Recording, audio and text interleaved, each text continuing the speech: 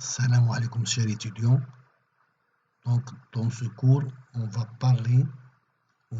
donner des explications concernant la modulation d'amplitude avec porteuse. Donc,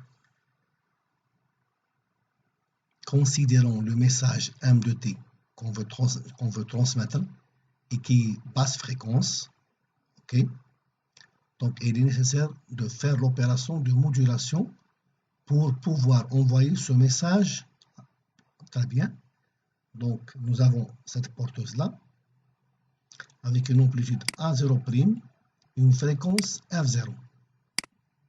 F0 doit être suffisamment grande pour avoir une porteuse haute fréquence. Très bien. Ça, c'est la phase de la porteuse, depuis F0T. Donc, l'expression de l'onde modulée pour le cas d'une modulation d'amplitude avec porteuse est donnée par cette expression. Et la suivante. Donc, vous voyez bien que nous avons le message, il est au niveau de l'amplitude de la porteuse. L'amplitude de la porteuse, c'est A0'. Le message, il est au niveau de l'amplitude. Mais, ce qui est important de noter est que, avant d'introduire le message au niveau de la porteuse ici, on a ajouté une composante continue. Nous avons ajouté une composante continue au message. Donc, nous avons M de T, mathématiquement parlant, nous avons M de T plus une composante continue. Donc, le M de T plus A. Et maintenant, le M de T plus A. Et après avoir ajouté une composante continue au message, c'est-à-dire M de T superposé à une composante continue, nous avons introduit au niveau de l'amplitude de ce message, qui est M de T plus A, au niveau de l'amplitude de la porteuse. Très bien. Où A est une composante continue positive. Donc, le but d'ajouter la composante A est d'avoir A plus M de T positif. Très bien. Donc, le A0' fois A plus M de T est connu sous le nom d'enveloppe. Donc, E de T, l'enveloppe, c'est ça. Maintenant, nous avons dit que ça, c'est l'expression de l'onde modulée dans le cas d'une modulation d'amplitude avec porteuse. Donc, il y a la différence, c'est la présence de la composante continue A qui est superposée au message. Maintenant, dans les livres, on trouve deux expressions. La première est celle-là et la deuxième est cette expression-là. Bon, concernant la première expression, il faut noter que K ici, c'est 1 sur A, et le A0 ici, c'est le A0'. Donc ça, c'est la première expression.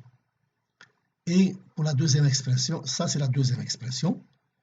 Elle est en fonction de petit a qui est l'indice de modulation. Également, nous avons ici, au lieu de M de T, nous avons Mn de T, qui est le M normalisé. Mn de T, c'est le M normalisé.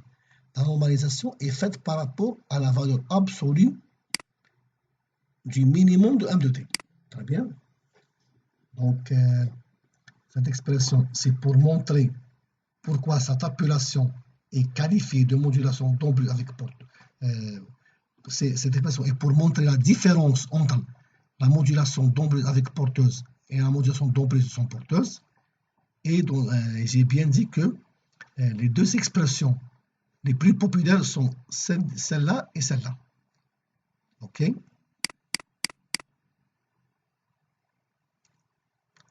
Maintenant, il faut noter que pour que l'enveloppe, donc pour que l'enveloppe peut être visualisée d'une manière correcte, c'est-à-dire qu'il n'y a pas une distorsion d'enveloppe, il faut que A soit inférieur à 1. C'est-à-dire, si la condition A inférieure à A est inférieure à 1, nous avons l'enveloppe, elle est positive.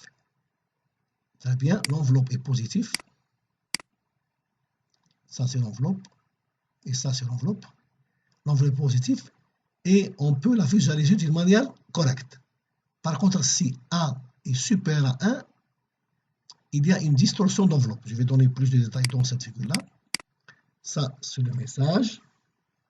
Ça, c'est le message plus une composante continue. Ça, c'est la porteuse.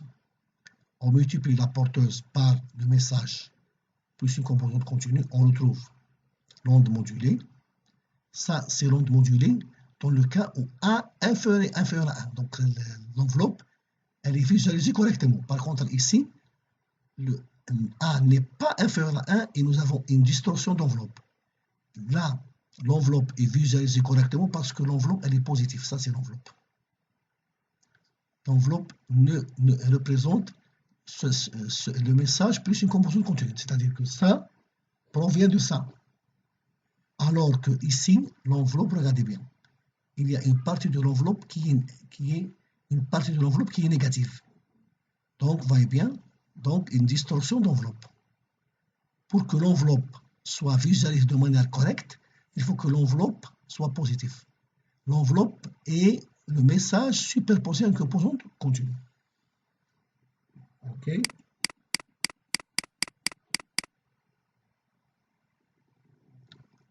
Maintenant, on va tracer le spectre de l'onde modulée. On suppose que le spectre de message est celui représenté dans la figure 7, avec W est la fréquence maximale du message. Maintenant, ça, c'est l'expression de l'onde modulée. Regardez bien, on peut l'écrire sous cette forme-là. Donc, il est clair à partir de cette expression que l'onde modulée, dans le cas d'une modulation d'amplitude avec porteuse, comporte une porteuse supplémentaire qui est A0 cos 2πf0t. Donc, c'est-à-dire nous avons une porteuse supplémentaire qui est cette porteuse-là, d'où l'appellation modulation d'amplitude avec porteuse. OK.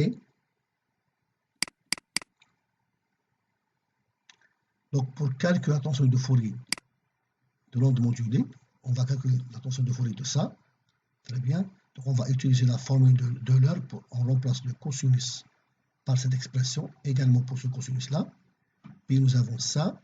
Maintenant, on va utiliser la propriété de la linéarité, c'est-à-dire la tension de Fourier de ça, c'est la tension de Fourier de ça, plus ça, plus ça, plus ça. Bon, sachant que la transformée de Fourier de 1, c'est delta, la transformée de Fourier de 1 exponentielle, c'est delta décalé. Et de 1 exponentielle avec un signe moins, c'est delta décalé. Le décalage pour exponentielle plus, il est dans le sens positif, et ici, il est dans le sens négatif.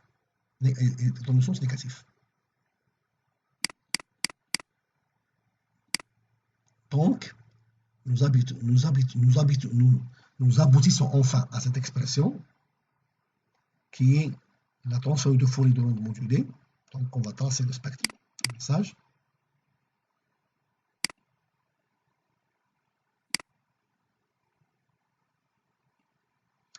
Donc, pour le premier terme, c'est une impulsion de Dirac à F0. Le deuxième terme, c'est une impulsion de Dirac à moins F0. Ça, c'est le message décalé à F0 en bleu. Et ça, c'est le message décalé à moins F0 en bleu. Également, il est clair à partir de cette figure que, après modulation, la transmission nécessite une largeur de bande égale à 2W. 2W. W plus W. Donc, nous avons deux bandes latérales, la première bande et la deuxième bande.